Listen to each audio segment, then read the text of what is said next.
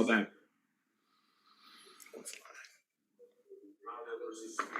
All right, let's go.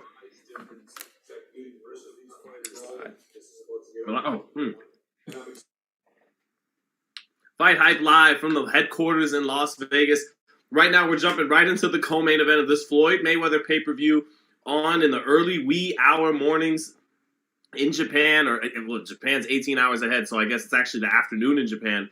But Jizzy Mack, the famed bodyguard of Floyd Mayweather, taking on Koozie here in round one in the co-main event of another Floyd Mayweather exhibition.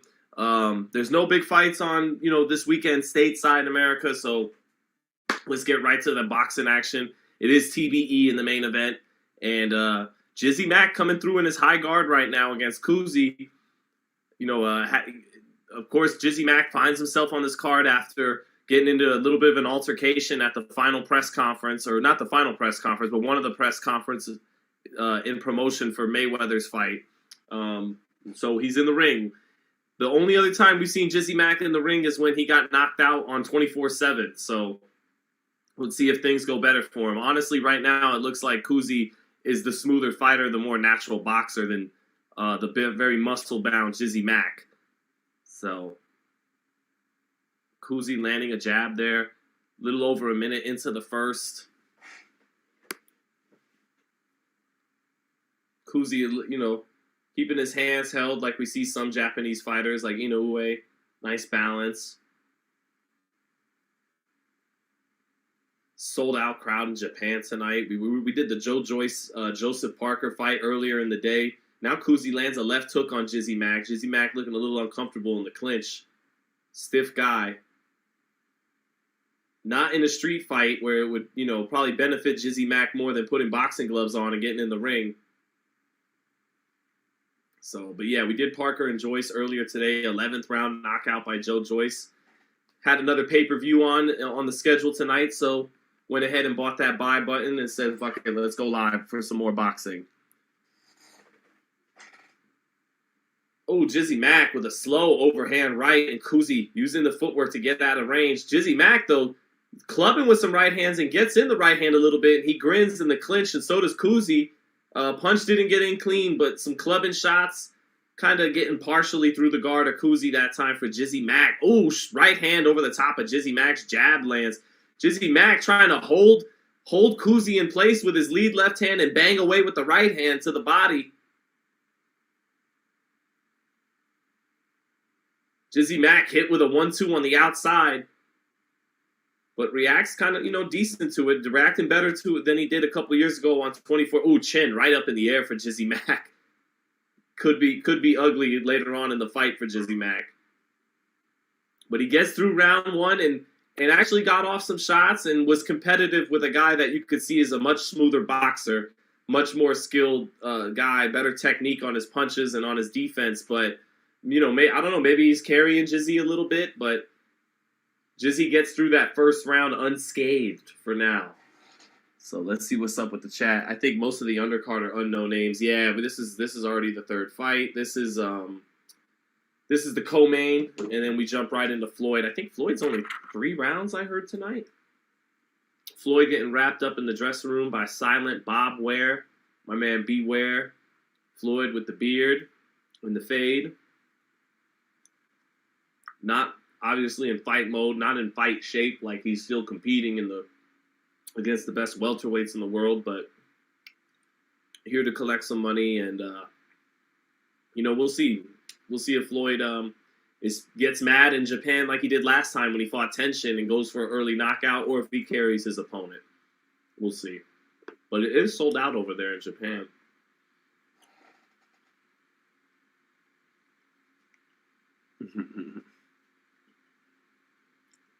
Floyd fight is not right now. This is the co-main event. Floyd is up next. Straight right hand for Jizzy Mack lands. Jizzy Mack, I do know, is in the gym at the Mayweather Boxing Club here in Vegas, and he does do the circuits for Floyd Mayweather. Left hook lands. Oh, right hand lands for Koozie, but Koozie goes down on a left hand, but it's not called a knockdown. He actually hit Jizzy Mack with a right hand. Jizzy Mack with a clubbing right hand And he backs Koozie into the ropes and now leans on him after that. But Jizzy Mack has been training out here in Vegas in the Mayweather. He does the circuits. When Floyd does his circuits with the young fighters and he makes them, do the circuits on the bags, Jizzy does it with them. So, he probably has improved somewhat, but man, he leaves his chin straight up in the air when Koozie starts firing off combinations. And, left hook just missed. Jizzy Mack, if he's not careful, is going to end up on a highlight reel here. He's leaving his chin way up in the air whenever Koozie punches, not reacting well defensively. But at the same time, though, even though he's leaving that chin straight up in the air, he's yet to have to pay for it just yet. But it looks like at any moment, Koozie's going to crack him with a big shot. Jizzy upset at the ref. Jizzy just almost got nailed with a left hook, and he's throwing his punches from here with his chin straight up, but he hasn't had to pay for it yet. Koozie can't find the mark just yet. A little over a minute left in round 2. Jizzy holding with one hand and hitting to the body with the other. Right hand lands for Koozie, and Jizzy a little stumbly walks him back into the ropes in the clinch. Ref breaks him apart now. And it just looks like at any moment Koozie's going to land a big shot with that chin straight up in the air, but it hasn't happened yet. Good body shot for Koozie. Jizzy Mack trying to hold and extend his arms awkwardly, keeping that chin straight up in the air out of the clinch. Left hook just off for Koozie and a straight right hand. I tell you what, as much as he's leaving that chin in the air, he keeps making Koozie fall short with it.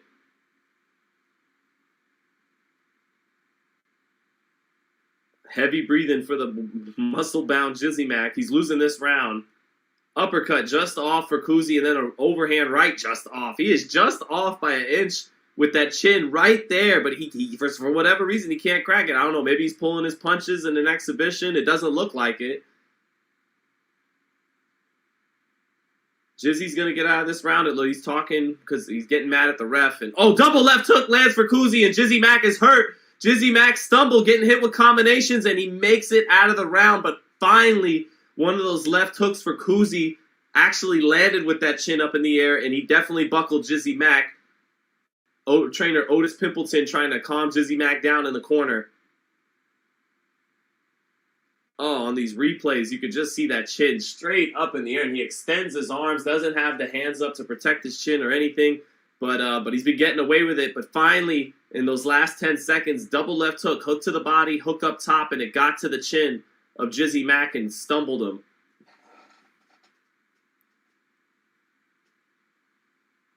So, Floyd chilling in the locker room still.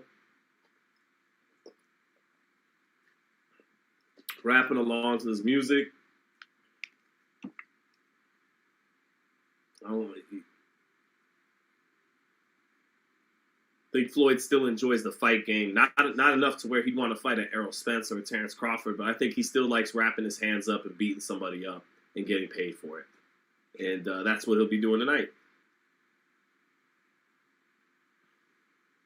All right, Jizzy Mack, round 3 against Koozie. Jizzy Mack trying to set up. He's hurt. He's hurt from a right hand. He goes down on a right hand. Jizzy Mack is down in the 3rd round in the first 10 seconds. A right hand hurt him, and then a second right hand sends him to the canvas. Let's see how Jizzy Mack responds now. Jizzy Mack, who had that altercation at one of the press conferences, found himself on this card, and he might find himself on the canvas again here in the 3rd. Let's see what happens if Koozie can finish it off. Left hook to the body for Koozie. Jizzy Mack opening up wild, swinging wild, turning his back to Koozie and eats a left hook. He's still up. Koozie just off with a left hook, just off with a right hand. Jizzy Mack extending his hands, no answers. Big left hook, caught in an exchange. Down goes Jizzy Mack, and the referee waves it off. Jizzy Mack is stopped in the 3rd round. He hooked with a better hooker. It was just it was actually kind of surprising it took that long for Koozie to land it. Jizzy Mack was almost hit with a number of bombs. That left hook just whizzing by, his chin in the air. He'd leave his arms extended out with his chin in the air. Actually was competitive in round 1. He loses round 2. He gets knocked out in the 3rd round. And that's it for Jizzy Mack. In over his head, you know, in the boxing ring. He's just not a boxer. He's a bodybuilder. And that's it. But credit to Jizzy Mack for getting in there. He did do better than he did on 24/7. It's the same result. He gets knocked out. But he held his own in round 1. And now he's smiling with Koozie, and they hug and exchange good sportsmanship here. Some bleeding from the nose of Jizzy Mack, but he's all right. He'll be fine. And he did work hard in the gym at the Mayweather Boxing Club to at least get, you know, make some small strides, but in over his head in a boxing ring on this stage. And it was 2 right hands that did it. He was hurt at the end of the 2nd round by a left hook, and then 2 right hands send him to the canvas. And then after getting up from those 2 right hands, he exchanges, he opens up wild and gets caught clean with a left hook, dropped to the canvas, and the ref waves it off. That's it for our co-main event from Japan. But hey, Jizzy probably made some money. Basil Lomachenko says, how the fuck is he protecting Mayweather? Well, it's, you know, it's different in the street. In the streets, he can put his hands on you and fold you and whatnot. But in a boxing ring, out of his element. Oh, what a left hook by Koozie. Jizzy sent face first to the canvas. You know, broke his fall, fell on his knees first, stuff like that. But, left hook. Opened wide up, had his hands at his side, tried to exchange a hook with Koozie and ate it right on the chin flush, and down he went. So, what's Koozie saying? Yeah, what's he saying in the crowd? Good evening, everybody, and thank you very much. Oh, he's thanking the crowd. It is sold out there in Japan. Next up, Floyd Mayweather. So, against Asakura. So, yeah, is anyone else watching that, or are you guys just checking this out to hear the round by round, or is anyone else at home watching the stream with me?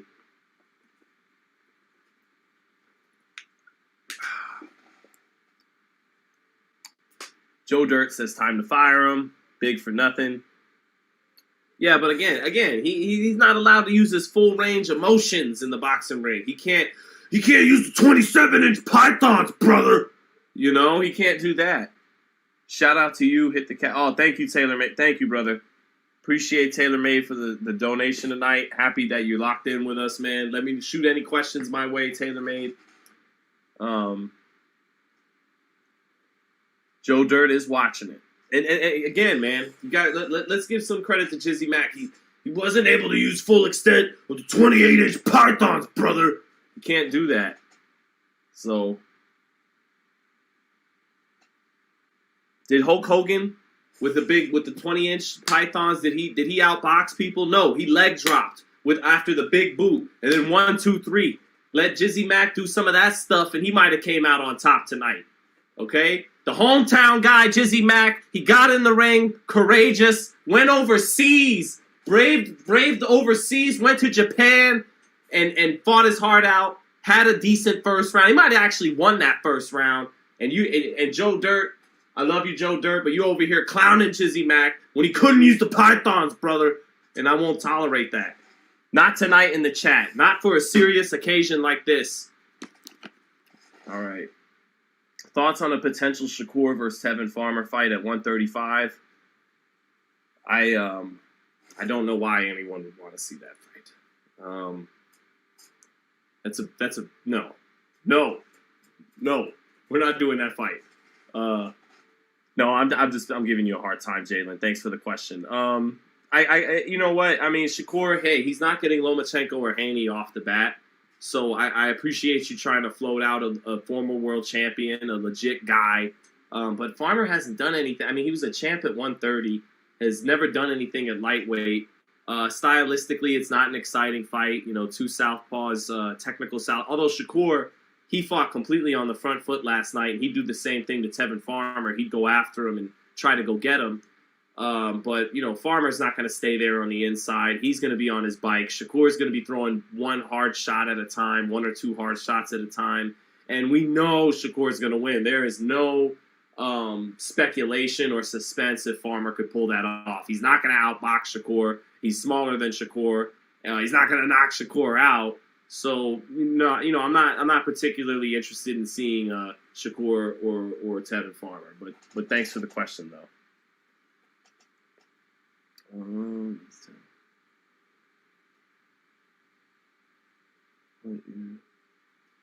Just say it. Bud and Spence never fighting. I think they are fighting though. So there's. I think they are fighting. Bruh, that bodyguard always gets knocked out. Only in the ring, only in the boxing ring. In the wrestling ring, in the streets, Jizzy Mack might fold something into a pretzel, something fierce. So. Oh, here comes Manny Pacquiao. Manny Pacquiao sighting. The 8th division champion, the great Manny Pacquiao. I think we got Manny Pacquiao in the office. Yep, from the Cotto fight. So, Manny looking good. Looking sharp mentally. All the way there. He's been in a lot of wars, so just happy that Pacquiao's still sharp mentally, keeping himself physically fit. It's crazy to have Floyd and Manny in the same building. I believe Manny promotes Floyd's opponent, Asakura. So Manny making some moves in the promotional world. He had Casimero, who fell by the wayside, make some bad decisions, found himself out of a world title. But Manny, Magsayo, Manny's actually quiet as kept. Doing a little bit more in promoting than maybe we realized, and we give him credit for it. Let's see. You think DAZN will still be around in the States for much longer? Says Chen. Well, I mean, the business side of boxing still something I'm definitely learning. It's not something that piqued my interest as much as the sports side of boxing. But that said, I think with DAZN, they'll be around as long as they want to because Leonard Blavatnik, the owner of DAZN, is a very wealthy man, several $1 billion. He owns Warner Music Group, and he doesn't seem to be particularly concerned about turning a profit. He sunk $1 billion into the budget when DAZN was launched in 2018, and they lost money. And then he responded by pouring another, I think, $1.3 billion, or maybe even been it was either 1.3 or $4.3 billion into it. So his response to losing several hundred millions of dollars was to pour billions back into it. So, and that, that's a discussion for another day. That's almost kind of fishy, but DAZN will be around as long as it wants because its owner has deep pockets and doesn't seem particularly concerned with losing money. Although those 16 cards a year that Eddie Hearn talked about when it launched, we're not getting 16 DAZN cards in America these days anymore. So after the pandemic, they've definitely slowed down in the United States.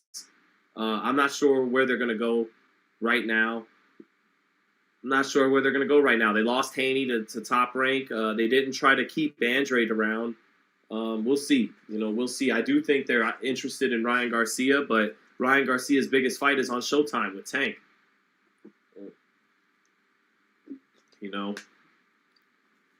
So we'll see. Ellerby versus Hearn, next pay-per-view.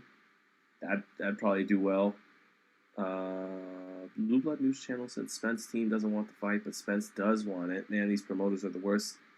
Can't answer. I wouldn't have first-hand knowledge of that. Let me see here.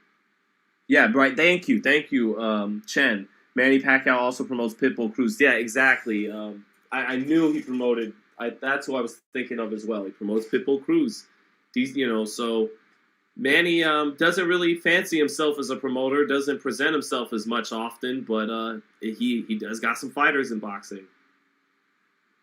Let me see if I can hear what Floyd's like. Enjoys retirement, and then the other one that maintains their lifestyle because they love it, and he's obviously maintaining his lifestyle. Damn, Floyd's listening to something really good from the 90s. I couldn't make out what hip-hop song that was. It sounded like it could have been Method Man or something, but whatever it was, it sounded good. Floyd's not listening to the bullshit. The streams are too good in the States. Top fighters want too much and too many sketchy dudes in their pockets. Man. Ellerby versus Hearn is the next pay-per-view. I like that styles clash. Hearn's the proper English boxer, working his levels, keeping it tall, keeping it proper. Hearn on the outside with the box, but Ellerby coming in Joe Frazier, Mike Tyson style, getting low, getting underneath, starting to the body, finishing to the head. Going for that big left hook knockout against Eddie Hearn. Is Eddie Hearn the proper Englishman trying to box on the outside and use his levels? Yeah, you know, that'd be, it's a good fight. That's a good style clash, Hearn versus Ellerbe. So, let's see. All right, here comes Floyd to the ring. Really? Nah. This is earlier footage of him arriving.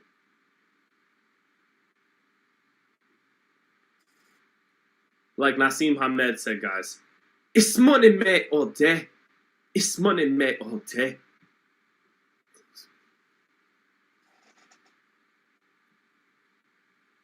Naseem Hamed, the only man perhaps maybe even more confident in boxing than Floyd Mayweather. Oh, no, Floyd, Okay, I'm confused now because they are showing Floyd in the back and he was getting wrapped up and now his hand wraps are off. Now the hand wraps are off. He's zipped up in his clothes. Or is this footage from earlier? Yeah, it was. They, for some reason, and now they randomly flash to him now. Lacing up his shoes, lacing up his boxing boots. Got a good sweat worked out. Has some model girl helping him lace his shoes up now. I think the days of having all the boxing trainers around, maybe those are coming to an end and he's just going to have, you know, model women help lace him up and give him his water now. That was all earlier. Right, okay. The Kush cunt said, damn, I didn't know Shaggy ran the FightHype channel. Shaggy does not run the FightHype channel. Shaggy just works for the FightHype channel. But Shaggy, you know, gives his heart and soul to the game. You know, so let's count that for something. What channel is this even on or app? I'm watching it on Fight TV. Actually, no, I'm not. I'm watching it on payperview.com, ppv.com. I think it's on Fight TV too. So yeah, I just searched in Google Floyd Mayweather pay-per-view and gave him $30. And as I hit the buy, I was just like, God damn, this guy somehow in 2022 at 9:30 at night in Japan is getting another $30 from me. How did he do this? So, thoughts on Ben versus Eubank Jr. and Shields versus Marshall, Bumgarner versus Meyer. I have Ben winning that fight, even though he's coming up 2 weights. I know, although he's helped by Eubank having to get to 57 and not weigh 60. But I just judging from the mental makeup of both of those men, I just like Conor Ben better. He just has more of the spirit of a real fighter. And I mean, but beyond that, in the ring, X's and O's, he's explosive. He's an explosive guy. I think he has more heart than Chris Eubank. I think he's more serious and more of a dog than Chris Eubank. That's just a hunch I have. He hasn't got, I mean, you know, he's knocked out faded guys like Chris Algieri and Sammy Vargas, but I've talked to Conor Ben and I've talked to Chris Eubank when they visit the United States, and Conor Ben just seems like a more focused, driven. I mean, Chris Eubank Jr. trains very hard. He just seems like more of a dog. And I think that was going to shine through with Chris Eubank Jr. It was like he's trying to seize the moment by going up 2 weight classes against a guy who has a name in his own country. If Chris Eubank's turn to seize that moment, there was a fight with Charlo and America on the table, and that faded away. He lost his pen for Golovkin. In his biggest fight against Billy Joe Saunders, he came up short. You know, Angel Garcia once famously told Zab Judah at a press conference in Brooklyn, Zab, if you were going to make it happen, you would have done it already. Your time has passed. This is Danny Garcia's time now. And that's how I feel with Conor Ben and Chris Eubank. You know, Chris was going to make it happen. He would have made it happen already. It's Conor's time now. He's the one who's hungry and wants it. I expected him to win that fight, even though he's the smaller guy. And then Shields and Marshall. I got Shields because I think Shields is the best female fighter pound for pound. Her hand speed is some of the best in boxing, whether you're talking men or women. And I think that hand speed and how sharp she is with her combinations, it's going to make Marshall not get away with that loosey-goose, you know, hands at the waist, kind of Tyson Fury style that she's had success with. And Marshall's is the most dangerous fighter Clarissa Shields has ever fought. It's the first time Clarissa's fighting a girl who's bigger than her, and she's rangy. You know, she may not have the hand speed of Clarissa, but she has good timing and heavy hands, and she's rangy and relaxed.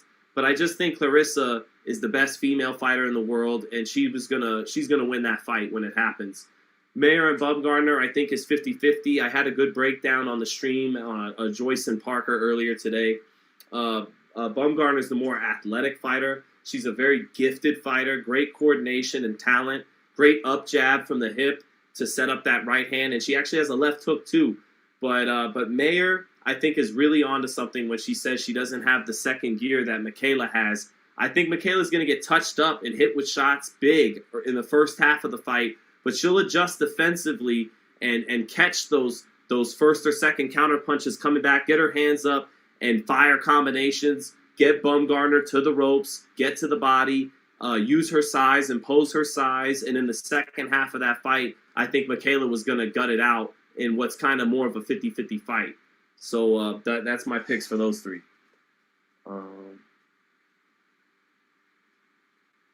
Let's see here. Clarissa getting knocked out. I don't believe so, but you know, she is fight. Savannah to me is the most dangerous she's fought. She's more dangerous than Christina Hammer. She's tall, awkward, punches hard. But I think Clarissa is going to beat her. I picked Clarissa against the field. She's the best fighter in the world for a reason. But even the best, you know, can be beaten on a given night. But I think she'll come out. Bumgarner got that Sean Porter nuance to her fight game. They got different styles. You know, Sean, you know, had his unique in and out rhythm, and then he'd be a little bulldog and get in your chest, and then he'd be too far away, and he had an underrated double jab to get him in and out of range. And Bumgarner's got more of that classic boxing boxer puncher style. She's got that beautiful up jab, and sometimes she'll shoulder roll. She's from Michigan, and she's got a little bit different style than Sean, but she's very talented. She's more of a natural talent than Michaela, but Michaela's more experienced and has a great coach. She's faced more styles. So she's had top rank with their great matchmaking, has put her in with all types of different looks. So she's just more seasoned as a pro, and she's bigger than Alicia Bumgarner.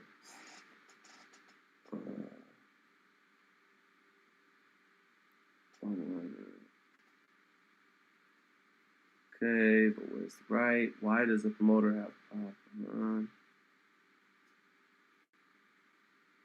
let's see.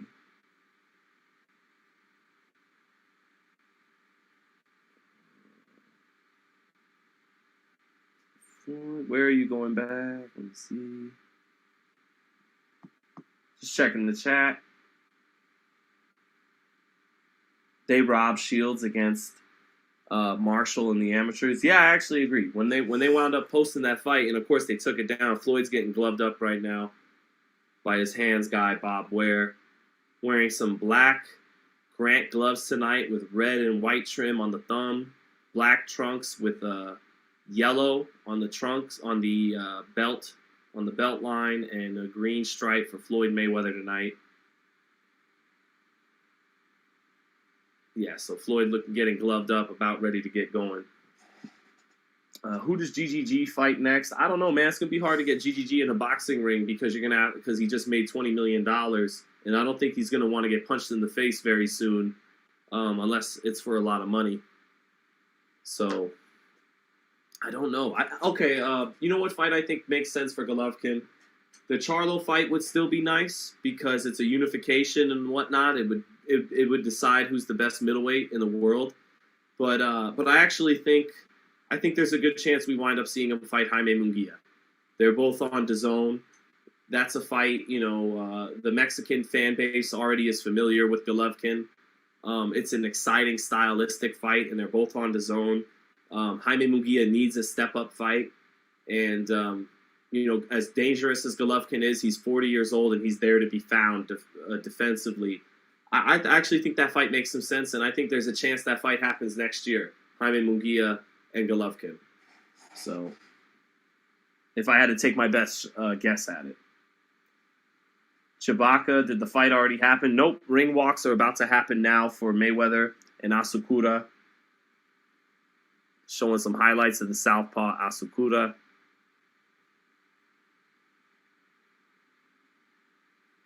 GGG seems like he may be done with the zone. I don't know about that. It depends on if the zone's done with him. You know, the zone spent over $100 million on, I think it was $110 million for 6 fights for Golovkin. And outside of the Canelo fight, I don't think any of them came close to really making any money. So, but the zone hasn't really been able to make money on anybody. So if you're going to lose money, you might as well lose money on the good ones, like a Golovkin, instead of fight guys that don't even have any reputation or anything. So they if they want to stay in business and they want to allocate funds to a budget, might as well give it to Golovkin to make a Jaime Munguia fight. Munguia's a guy they've invested 2 or 3 years into, and he needs a step-up fight.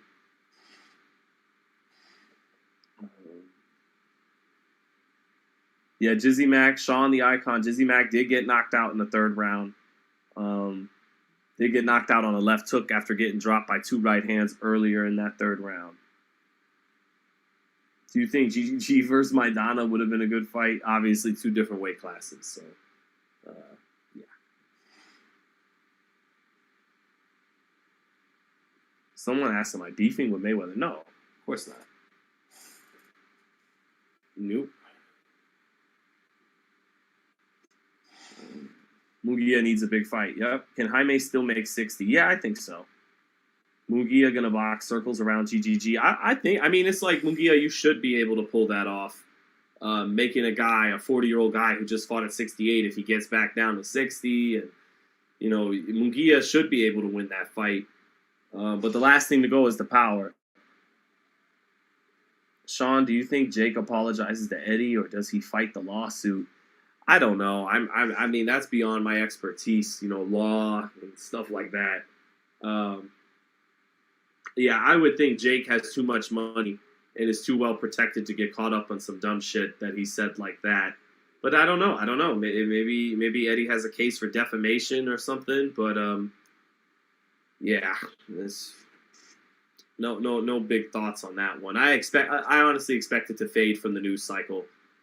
And Eddie was just standing up for himself and making a point, because those very serious accusations, some of the most serious accusations you could throw at a promoter that Jake did. And, I understand Eddie not wanting to take it lightly and wanting to publicly take a stand and refute those kind of claims. So we'll see. Isaac Death Rage says, Canelo's starting to fall off, I think, to be honest. Well, I mean, he has shown slight decline in 2022 against Bivol and Golovkin, right? He did show just a little sluggish on the hand speed. At first, it was like, okay, maybe it's because he's getting all the way up to 75, get back down to 68, and all that speed and quickness will return. And he still has that. He's still an elite fighter, Canelo. But in 2022, I didn't see the guy we saw in 2020 and in 2021. So he could be a little tired. He's had over 60 professional fights. He's fought 6 times in the last less than 2 years. He's fought 6 times in less than 2 years, and all in pretty big fights except Yildirim. So and he injured his hand. His knees have been bothering him over the years. So maybe some rest will do him good, because a lot of these great fighters, Roberto Duran and just Roberto Duran comes to mind right away. You think you count them out, they start to slow down in their early to mid 30s. They've had all these fights. Duran had 70, 80 fights already into his early 30s. They start to slow down, and be careful when you write them off, because then they tend to reinvent themselves. They tend to make a couple of adjustments, these great fighters, and find that second or third wind again later in their career. Like in basketball, Kobe Bryant, once the legs start to leave, then he works on all the different mid-range and post-game, and he makes adjustments as some of his gifts lessen to make up for it. And maybe Canelo goes back to the lab, gets some rest on his knees, gets that left hand worked on, takes a break after fighting the most busy schedule at the top of the sport any fighter's had, and he comes back in 2023 rejuvenated. I hope that's what we see. But if we see the same guy in 2023 that we saw in 2022, he has taken a half step back. He has. He's in slight decline. Yeah.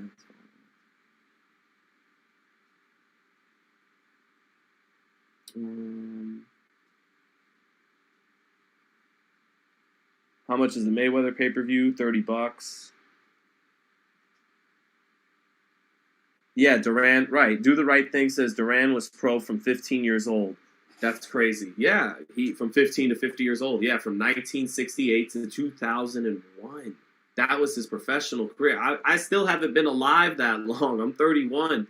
And his professional career was 33 years. Could you imagine that? Turning pro in 1968 and your final fight is in the new millennium.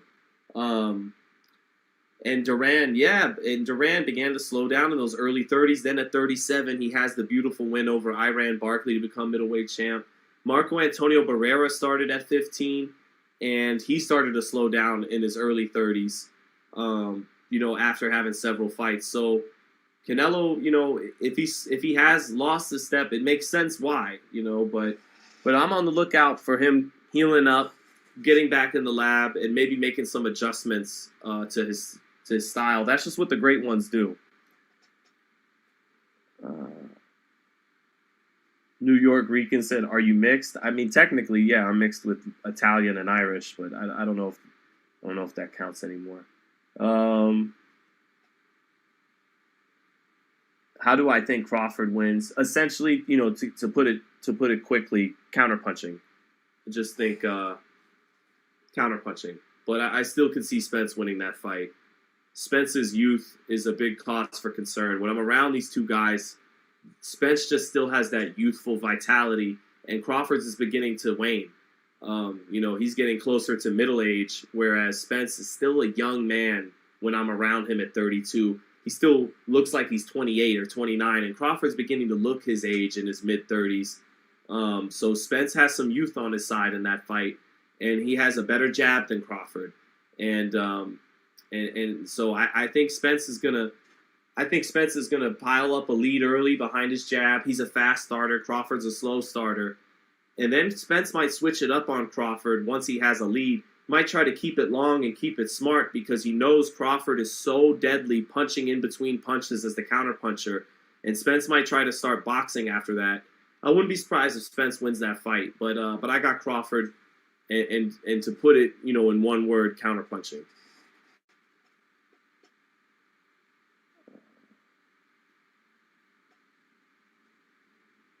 Crawford is faster for sure. I think Spence is grittier. That jab is nasty. Spence has a better jab than Crawford, but I don't know if he's grittier. Both guys have shown grit at every turn. When Spence was overseas against Kell Brook and got buzzed, came back, knocked him out, stopped him. Spence has always shown he's a Texas dog, but Crawford has too. When Crawford, like Joe Joyce earlier against Joseph Parker, when you hit him, he wants to come right back and hit you with something harder. Every time Sean Porter won a round against Terrence Crawford, he came back the next round with an answer.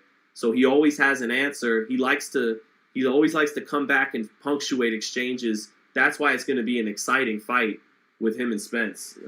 A fight I think is actually going to live up to the hype. Spence hands are faster. Spence is going to destroy Bud's tiny body. Yeah, but Bud isn't a stationary target like Yordenis Ugas and those guys are. And when you reach down to the body against a great counterpuncher, you take risks up top with the counters, and Crawford will make Spence think twice, I would think, with his counterpunching up top. And he's not Ugas. He's not just going to stay in front of Spence. He's a moving target and is a great counterpuncher. So Spence isn't going to be able to just plant his feet and dig to the body. There's going to be lots of counter punches coming back his way, and also Crawford won't be keeping his feet set for many of that. Who would I rather see, Tank versus Shakur or Benavidez versus Charlo? Tank versus Shakur, because I think Charlo, with his inactivity and level of opposition, isn't right now. He's still a damn good middleweight, but he isn't an elite fighter the way the other three are. I know Benavidez' level of opposition hasn't been there either, but eye test wise, he's blowing guys out. If you would have put in David with a guy like Juan Macias Montiel, there's no way Montiel goes 12 rounds with David. David, eye test wise, is looking elite. Tank and Shakur, we know, are elite. So, I got to pick the two elite guys going head to head over what would be a super exciting fight with David and Charlo.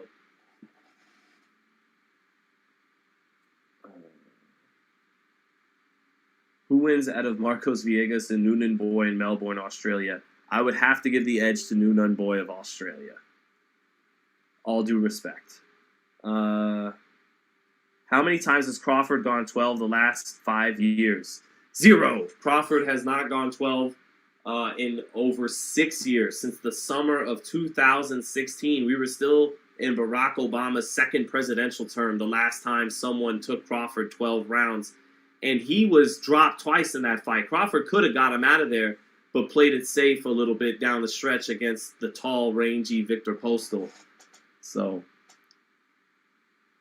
Black Ray Donovan says, Errol will be in range to dig. He'll take one to dig.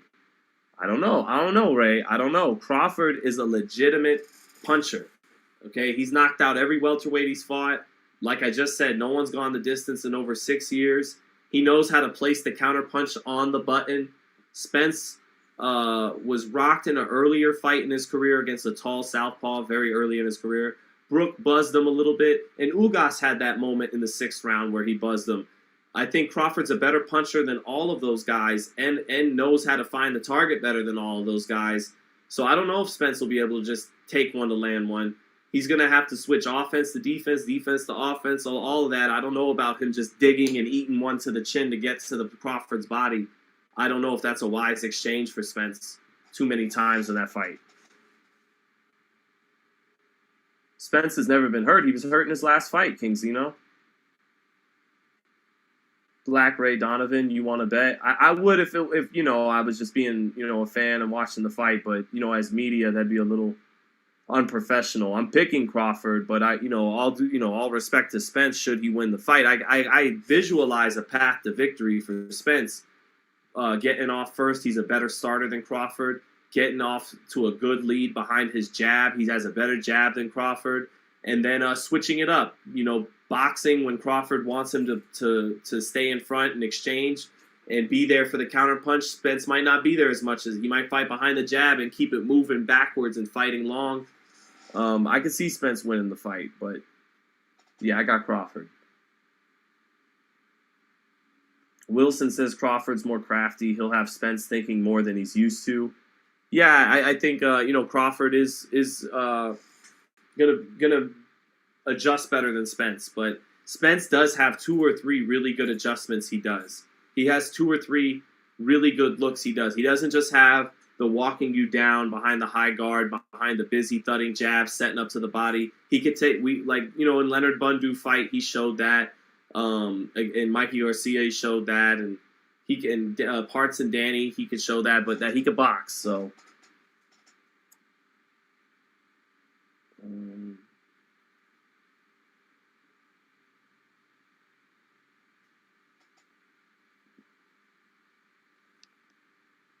No one has ever stopped Spence's relentless offense, though. Yeah, no one's ever stopped Crawford's, elite counterpunching. I mean, no one's even went the distance with him in 6 years, so that's why it's a good fight.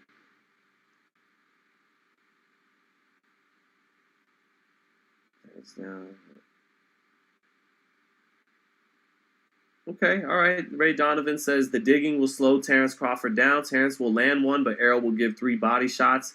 Like everyone else, Crawford will do well, but get broken down. Sorry. Well, I don't know. I mean, Crawford's got the superior hand speed, so I don't know how Spence is getting off 3-1. But we'll see. Boots beats them both. I might agree with you on that, Ray Donovan. Although experience is a mofo. He has a huge lack of experience compared to Crawford and Spence. But I get a hunch that maybe Boots could beat both right now. I just think from the neck down, he's got more than those two right now. He's got more from the neck down than anybody in the sport, pound for pound. It's just we don't know about this and about this until it's tested. We don't know about the IQ until he fights a Terrence Crawford that makes him think and adjust on the fly, makes him fight different ways. And we don't know what kind of chin he has until a real puncher tests it. But from the neck down, he is scintillating and electrifying. He's the best talent in boxing between the hand speed, reflexes, punching power, and feet, and coordination and athleticism. From the neck down, I think he might already have it over Crawford and Spence, but those guys are seasoned champions. Yeah, Wilson says it short and sweet. Boots is a freak. He has it all except experience. Boots has fought tomato cans. Okay, well, they all fight tomato cans at one point. Thank you, Ray. Says, thank you for asking Canelo about Benavidez. Salute to you. Thank you, brother. I appreciate that. All right, here we go. Asakura coming to the ring. 30 years old, 5'9", and not terribly muscular guy. Got pushed by Jizzy Mack, but Jizzy Mack had his comeuppance tonight. Suffered a third-round knockout loss. And let's see if Asakura can make it a clean sweep against the money team tonight. Not likely against Floyd Mayweather tonight in Japan, but here comes Mikuru Asakura to the ring.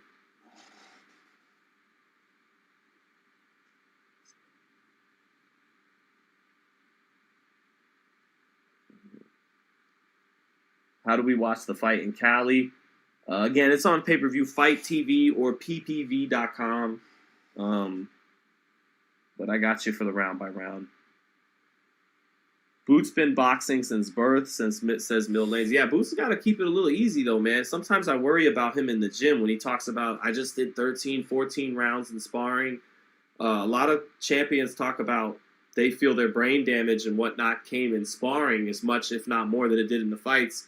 And Boots is so eager to fight the Spences and the Crawfords. He might just be going crazy in the gym, putting in crazy work and rounds, and you got to love that about him.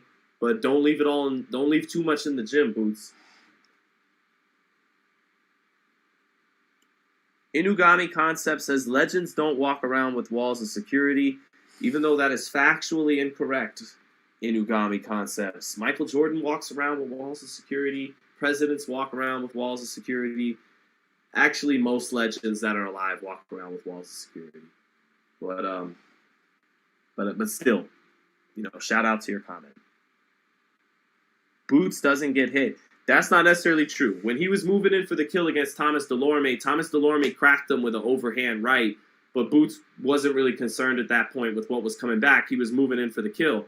But sometimes Boots' chin is exposed, but he's so slick, athletic, great reflexes, all the flashy defensive moves that even though it looks like it's a little bit up there when he's doing some of those moves, no one's been able to really make him pay for it. Either if he's going to be the best fighter in the world, either he's so slick that doesn't matter. Seemingly that chin being exposed doesn't matter because of all the things I just mentioned, or he's from Philly and he has a good chin and he can take those occasional shots that get in to where it doesn't matter. He's durable. So, but if Boots is chinny, we still don't know if he's chinny or not. No one, he hasn't been hit by anybody at that level. There's still just questions about his IQ and his chin because there's questions about every fighter's IQ and chin until they get tested at the highest level. But he's checked every other box that you could check. Power, speed, combinations, counter punching, body punching, southpaw, orthodox, great jab out of both stances, which is rare for a switch hitter.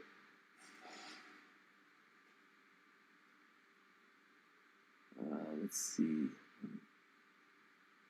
Is Thurman a legit test for Boots? Yeah, he is. But I think Boots wins that fight, and I think deep down Thurman would know he's up against that young phenom. Here comes Floyd Mayweather to the ring, still wearing the 5-0 on the 50, symbolizing 50-0. That number is, for now, cemented and static because none of these fights are on the professional boxing record of Floyd Mayweather. These are exhibitions. So for now, that record is cemented at 50-0. Who knows if Jake Paul lures him back into the ring and makes it a professionally sanctioned fight at that, if it ever happens. But Floyd, for the time being, remains at 50-0. Come into the ring now for this exhibition in Japan.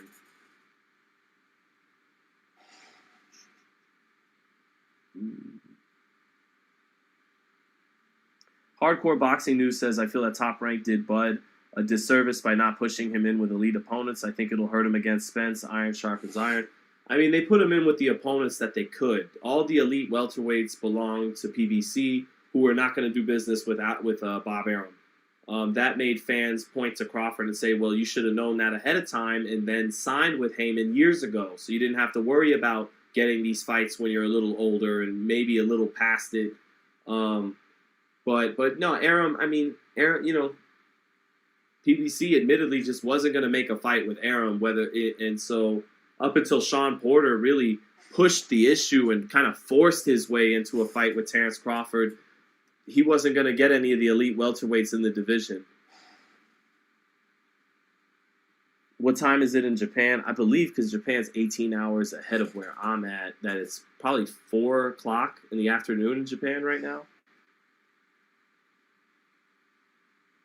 King Zeno asked, where do you get the fight promo posters? These are just stuff that, people were handing out at the fights over the years. I had so many more posters than this that were left behind at an old apartment.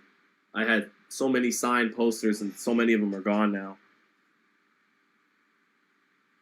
Wilson, thank you so much for the donation. Tough question. If you could sum up the reasons why fights don't happen, what are they? What's the bullshit that goes on behind the scenes?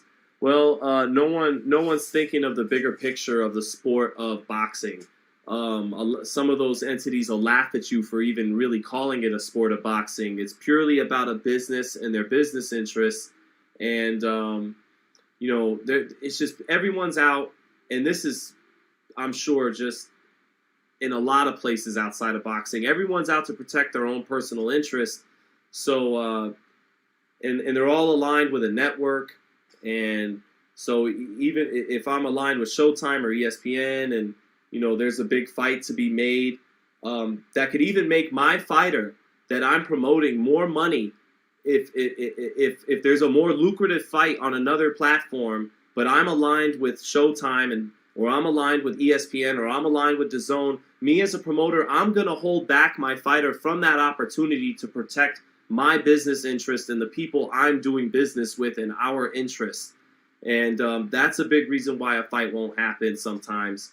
I won't really point out specific cases, but I think sometimes to even the detriment of the fighter, the promoter will stop them from crossing the street to the other network where they can make more money and fight in a bigger fight, but they have their agenda with the networks they're on and the people they do business with. So no one's looking out for the bigger picture, for the health of the sport. Everyone, and that forces this kind of short-sightedness. And to answer your question too, the days of operating in good faith are long gone. If I'm Kathy Duva and you're Don King, and there's a good big fight we can make, but your guy's the favorite, right?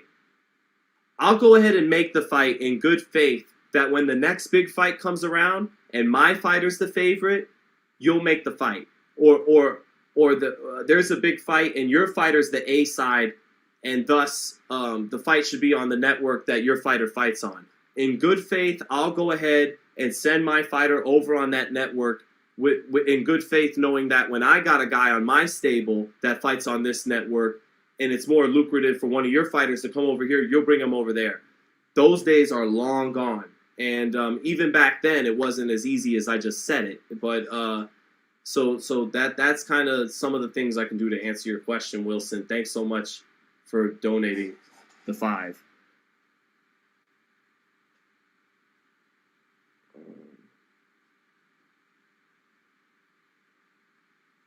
Let's see.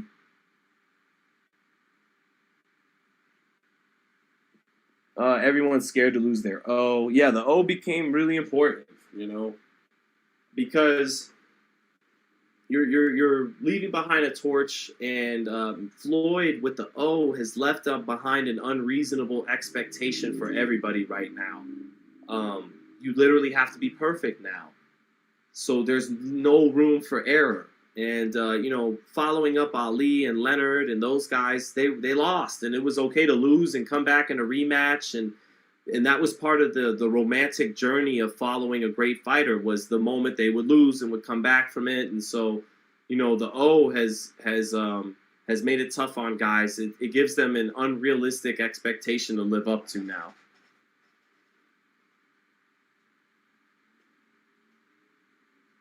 Sean, who is more elite, Porter and Brook? I'm going to give it to my boy Sean Porter because he proved it against more opponents at welterweights. Kel's only big win is Sean, but Sean held up, went even and heads up with the best welterweights of his era. Came up short against basically all of them. He beat Danny, beat Broner, beat some top fighters, but against Crawford, Spence, Thurman and their peaks, came up short. But I'm going to give it to Porter, and I also think that Sean may have been able to win a rematch if that ever happened. Sean got a lot smarter after that fight. He got a little bit smarter heading into the Keith Thurman fight. And then after he lost to Keith, by the time he fought Spence and Crawford, he was a much smarter fighter that fought Kell Brook and Keith Thurman. Although by the time he fought Crawford, some of his physicality is waning. It was the last fight of his career. But IQ-wise, Spence and Crawford had to fight a much smarter Sean than Thurman and Brook did. So I'll give it edge to Sean there. Then someone said, Sean doesn't have anything special, but one thing is for sure, he's a hard worker. I think Sean kind of has a special athleticism. His movement, his feet were very underrated. He had a great in and out rhythm, and that kept him on even footing with Crawford for 8 or 9 rounds. Just his ability to switch it up. People talk like he's just a guy that comes in and burrows his head, but he had a beautiful in and out rhythm. Just when you think he's going to go out, he pushes in. Just when you want him to push in, he backs out. And he had a great double jab to either come in behind the double jab or back out behind the double jab. Sean was a very good athlete, and that's why he was a great running back in high school. So I don't think he was just a hard worker. Sean is a gifted athlete too. Oh, no, who's more elite than them? You said Bud couldn't fight the elite welterweights. Keith Thurman, Manny Pacquiao. He wasn't able to secure the Manny Pacquiao fight when Manny was still a top 5 welterweight. Him and Tim Bradley were at top rank at the time. Tim retired. He fights Brook, but Brook is washed by the time he fights him. He fights Porter in Porter's final fight of his career. He didn't get that Keith Thurman fight.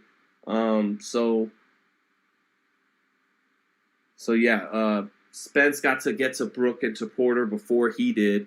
Certainly with Brook was fresher. Porter, props, he stopped him and Spence couldn't.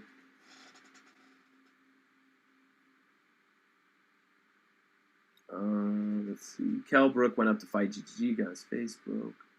Why didn't Spence fight GGG? Opinions. I mean, he didn't have to.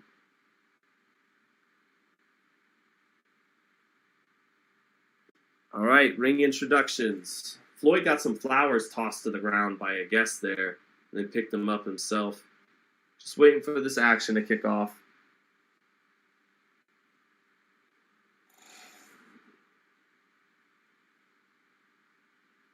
Yeah, Floyd, body not in that, doesn't have that cut he had, obviously, when weighing in at 147 pounds, getting down for a professional fight.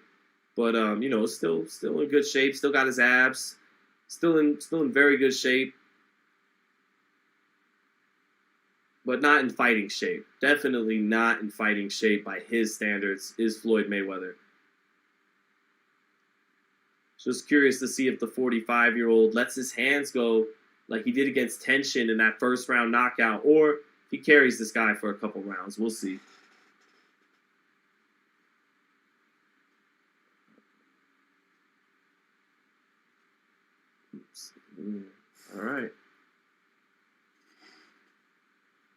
All right, center ring, Kenny Bayless. Oh, man, that really is Floyd's guy. My goodness, Kenny Bayless. What is he doing all the way out in Japan for this fight? All right, they touch gloves, and let's get ready for round 1.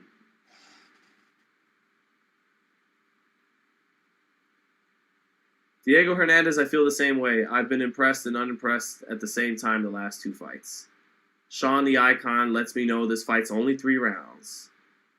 All right, here we go. Round 1. Let's see what Floyd does. Floyd starting in the high guard against the southpaw Asakura. Floyd range finding with the lead hand. Asakura shoots a straight left to the body, and of course it doesn't land. Both guys starting with their lead hand, southpaw versus the orthodox fighter. Floyd batting down the lead hand, the lead jab of Asakura right now. Asakura winging a left hand, a sweeping left hand. Floyd backing up, takes a step back into the ropes to get away from it. Parries the jab of Asakura.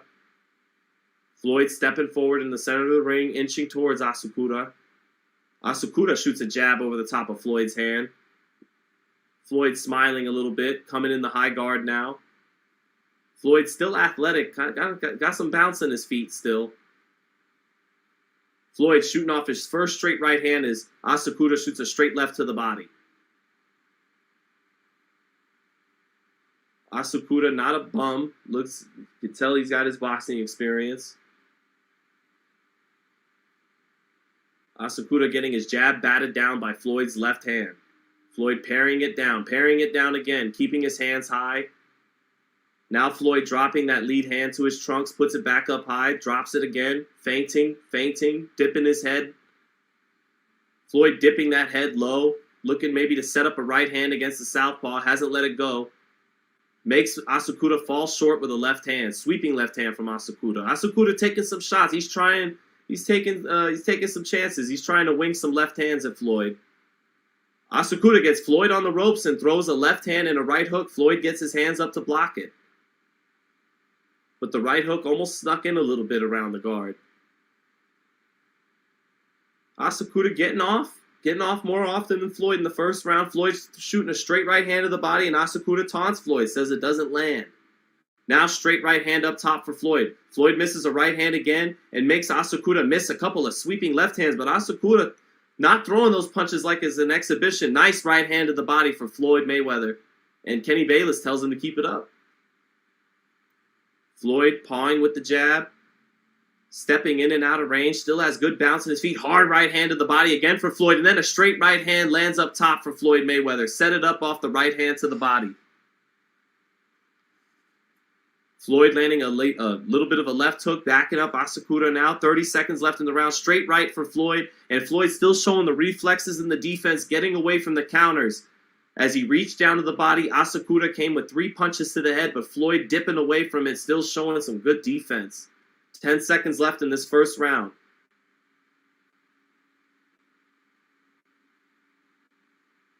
That does it for the first round. Floyd Mayweather let Asakura... right hand lands for Floyd at the bell.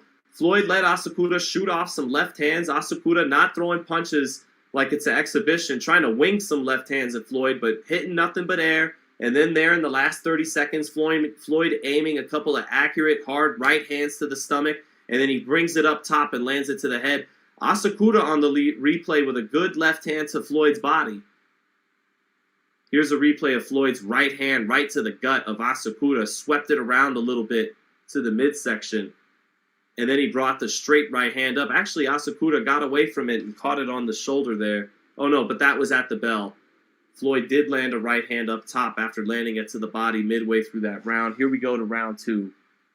Ego Boxing says he's really trying to KO Floyd. That's what I'm saying. He's actually winging the left hand. He's not throwing it like it's an exhibition. He's not pulling it at all. Manny Pacquiao ringside with Jinky watching on.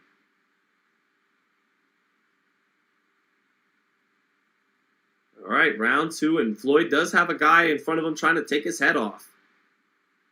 Floyd starting in the high guard, staying in front of Asakura. Floyd wants that right hand against the southpaw.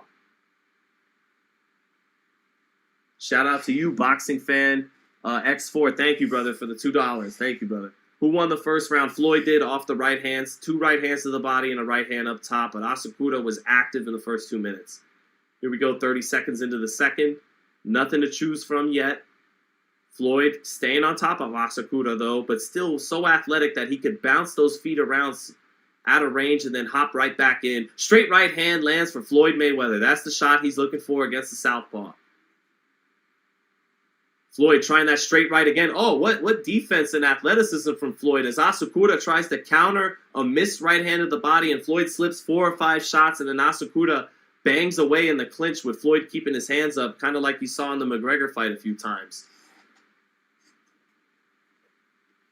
Floyd coming forward, batting down. Oh, straight right hand for Floyd. Asakura trying to time him with a left uppercut counter, but Floyd got in the straight right hand. Asakura not showing any respect for Money Mayweather tonight in his home country. But Floyd is landing the straight right hand. He's ahead in the second round. He won the first round because of that 2 or 3 right hands to the body and to the head. Now Floyd sweeping a right hand to the body. Floyd's shooting a straight right to the body, but Asakura trying to check him with a right hook. Floyd dropping both hands. Bobbing and weaving, making Asakura fall short with his punches. Now he picks the hands up and bats down Asakura's lead hand. Floyd wants the right hand, gets Asakura near the ropes, isn't firing it just yet, makes Asakura miss some shots, staying in front of him. Straight right hand lands for Floyd Mayweather. You know he wanted it. Straight right to the body for Floyd.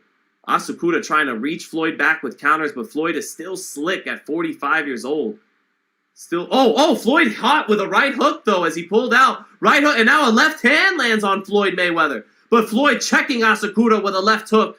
Asakura trying to exchange with Floyd Mayweather. Floyd was caught with a good shot. And now Asakura landing a jab. Floyd is smiling and laughing, but he's caught a couple of punches now. Floyd throwing a straight right. Asakura firing a right uppercut in the left hand. Floyd gets off the ropes and slips away from it. Back into the center of the ring. Sweeping right hand to the body. Asakura complains that it's low. Floyd with a right hook. Sweeps the right hand like a right hook and nails Asakura. Floyd wants some get back. Straight right hand lands for Floyd. Asakura coming back with a straight left. Floyd got his head up to... Oh, down goes Asakura on a straight right hand. He pissed Floyd off after catching him with a couple of shots. Actually, the ref's going to call it a night. Kenny Bayless is calling it a night. No, he's counting. Asakura is a little dazed and still on the ground, struggling to get to his feet. Kenny Bayless waves it off. It's a second round knockout for Floyd Mayweather in an exhibition in Japan. The straight right hand. Asakura, like tension, got too brave for his own good. And he gets taken out by Money May, who still displayed some really good reflexes defensively, was slipping his leg, got caught with a right hook, then got caught with a looping left hand, but it pissed him off, and he made Asakura pay for it just 30 seconds later, and he knocks him out with a straight right hand. Asakura looked a little befuddled and flabbergasted and shocked. He didn't know where he was dazed, and he still looks a little bit out of it in the corner. Mayweather gets another knockout in Japan. Man, Floyd's like the Dave Chappelle skit that he did when he plays Godzilla. He comes to Japan and terrorizes. Nice straight right hand knockout by Floyd, though. You know, Asakura, if you would have played nice with Champ, I think he would have carried you for 3 rounds. But you actually wanted to fight and make it exciting. Credit to you. And Floyd gets a knockout. Now Floyd is actually showing some sportsmanship. He comes over, he's hugging him, and it looks like he's giving him props. I imagine he's giving him props for taking his shots, for coming out, trying to fight. Floyd being complimentary Floyd now. hugging him. And let's take the replay now. Straight right hand, right on the chin. Landed. That started it. Asakura was a little shooken up, and then Floyd throws a straight right to the body. Oh, well, now they're just showing some replays from the fight. We're waiting on the knockout replay. Yep, it was a right hook. Knocked Floyd's head out. Floyd was pulling straight back, and he ate a right hook on his way out. And then about 30 seconds after that, it was clear. Floyd sitting down on a huge right hand, kind of like the right hands he threw against Philip Endo back 20 years ago, 19 years ago when he fought Philip Endo. If you Mayweather fans out there watching, you guys recall the way he just put his shoulder, his all into those straight right hands. He finished Endo off with 3 or 4 of them in a row.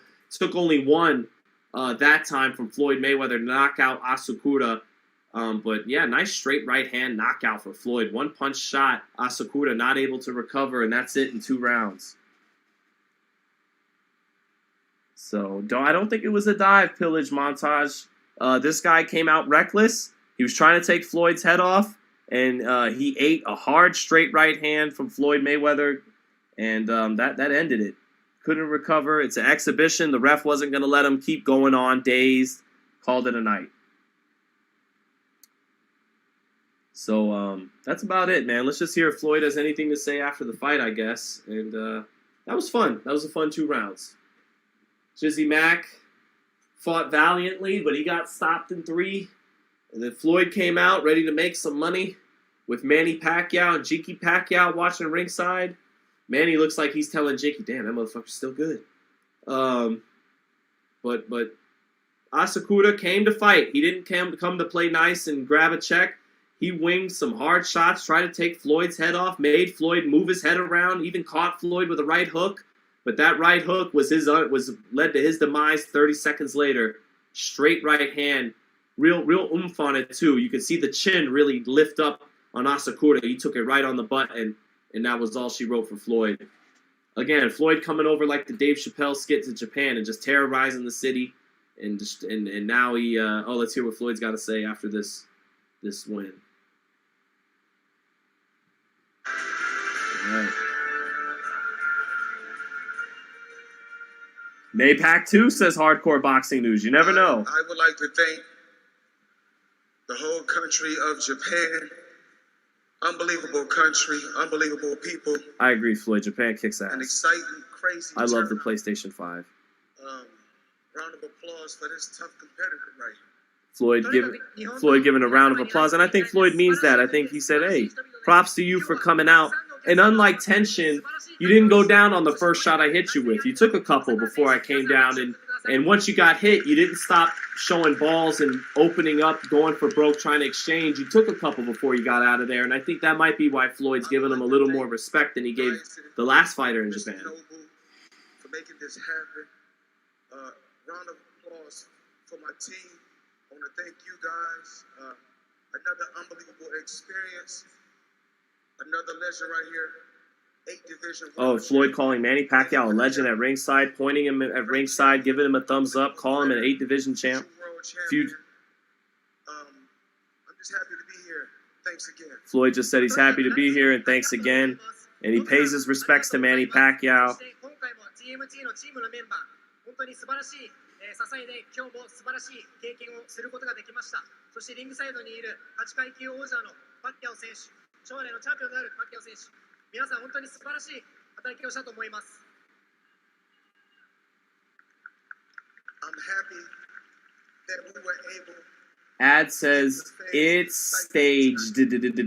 Floyd missed the last punch. You guys are dummy. Thank you, Ad. Thanks for having me. I'll be back. Floyd said, thanks for having me. I'll be back. And Floyd and Manny in the boxing ring now, shaking hands. The 2 legends who had their huge fight in 2015. And it's all respect. And Floyd gets out of the ring with a nice straight right hand knockout to go home to America too. Now let's hear what Manny Pacquiao has to say. He certainly did. I didn't miss that part. That was an entertaining 2 rounds, Joe. I mean, Asakura can hold his head high, exhibition or not. He put leather on Mayweather and guys, you don't really think that was a phantom punch, right? Like that was. You do know Asakura's chin lifted into the air and sweat came off his face and his facial tissue could, transform for a second as he went to the ground. Like that's not Spielberg special effects. I get it. It's a bullshit fight in the middle of Japan. It's a money grab, but he knocked him out. That was a real right hand.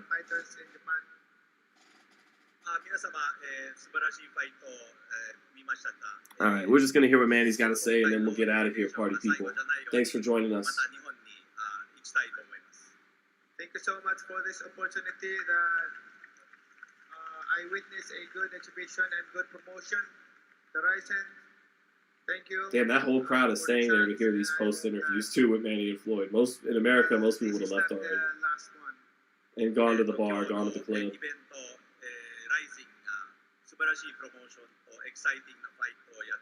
Manny just saying he's happy he saw an exciting fight tonight. Blah blah blah.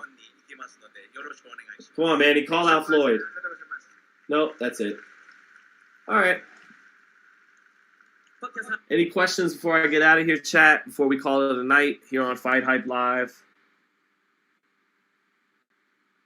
Going once, going twice.